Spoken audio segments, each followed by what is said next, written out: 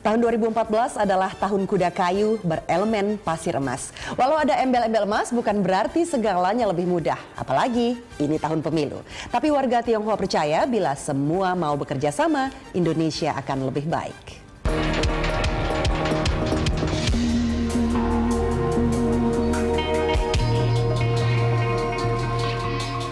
Tiga hari jelang tahun baru Imlek 2565, Budiman mendasarkan harapan di Wihara Dharma Bakti di kawasan Pecinan, Glodok, Jakarta Barat.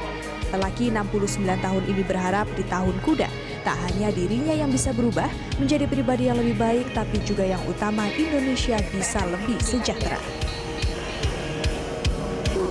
Ini yang mendasari salah satu pendiri Paguyuban Sosial Marga Tionghoa Indonesia Cabang DKI Jakarta tak pernah absen menggunakan hak pilihnya untuk menentukan pemimpin yang mampu membawa Indonesia lebih baik. Masih ada kesisakan trauma yang dulu, ya. Tapi mungkin waktu berjalan terus, dan mungkin trauma itu akan semakin menipis. Jadi adanya menipis itu berarti mereka itu sudah tahu dari dalam keadaan Indonesia ini sudah banyak artinya ya kestabilan, keadilan. Kalau pemilu ke pemilu itu kalau untuk kalangan Tionghoa itu semakin banyak perkembangannya, banyak berubah. Itu tujuannya itu tidak ada lain untuk membangun supaya Indonesia ini adil dan makmur. Adanya adil makmur, semua seluruh Indonesia itu kan senang kan, ya kan gitu. Nah itu yang dicari kan pasti senang. Budi percaya kemajemukan Indonesia bisa membawa negeri ini menjadi besar walau prosesnya tak singkat. Apa yang ada di dunia ini kan ciptaan dari atas, termasuk Anda, termasuk saya, termasuk siapa aja kan, ya kan, berarti satu asal, satu induk. Mau apa lagi kita mau beda-beda, ya kan? Nah itu kan sudah menandakan pluralismenya itu kan menyatu. Kalau buat saya pribadi, ya itu dasarnya jangan terlalu ego, pikirkanlah yang lain-lain, gitu, di situ. Jadi untuk kepentingan kita ya sama juga kepentingan dia. Yuelang juga selalu bergairah menghadapi pemilu. Lelaki yang sudah 17 tahun bekerja di toko obat Cina di kawasan Glodok berharap di 2014 bisa mengusung pemimpin yang menyadari Indonesia lahir karena keberagaman.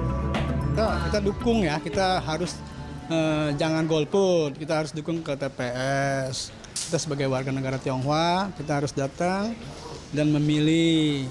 Dan pemimpin yang bisa membawa aspirasi warga Tionghoa tidak harus dari kalangan Tionghoa juga. Ya enggak lah, kita kan lihat ya siapa gitu yang bisa kita pilih dan kita lihat figurnya siapa kan gitu kan. Seenggaknya dia lebih tegas, ya dia bisa membawahi. Kan sekarang juga sudah maju, sudah baik, kesehatan sudah diutamakan. Ya kita harap terus ditingkatkan terus kesejahteraannya untuk masyarakat Indonesia. Walaupun ada orang Tionghoa maju, kalau dia nggak benar saya nggak akan pilih. Gitu. Saya pilih orang yang bisa merangkul semua golongan. Catatan Center for Strategic and International Studies CSIS bila pada pemilu 1999 pengaruh Orde Baru masih kental terasa, mulai pemilu 2004 partisipasi politik warga Tionghoa meningkat. Tak hanya menjadi pemilih, tapi juga aktif terlibat dalam struktur penyelenggara pemilu. Saya pernah di dekat KPPSI ya, pernah saya. Nah, di sekretaris, terus di bagian di dekat Belaga Kotak, sebagai pemantau, pernah saya 3 kali ngikut. Di terakhirnya saya sebagai sekretaris gitu. Mendukung suksesnya pemilu gitu.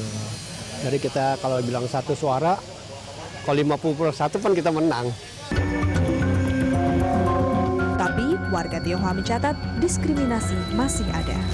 Law enforcement yang masih kurang. Law enforcement kita lihat di banyak kasus, kasus diskriminatif terhadap kaum minoritas, agama tertentu, kepercayaan tertentu juga masih banyak di negara kita, tapi law enforcement-nya belum ditegakkan dengan baik. Saya sih tidak memikirkan golongan saya sebagai orang Tionghoa, saya pikir udah masyarakat luas gitu. Yang penting sekarang jangan korupsi aja deh. Gitu. Jangan korupsi, jangan bohong, jangan munafik, dan jangan jualan agama. Gitu. Sekarang ini agama dijual untuk mengadu domba antar masyarakat. Jadi banyak timbul garis-garis keras, ini juga ada kepentingan politik.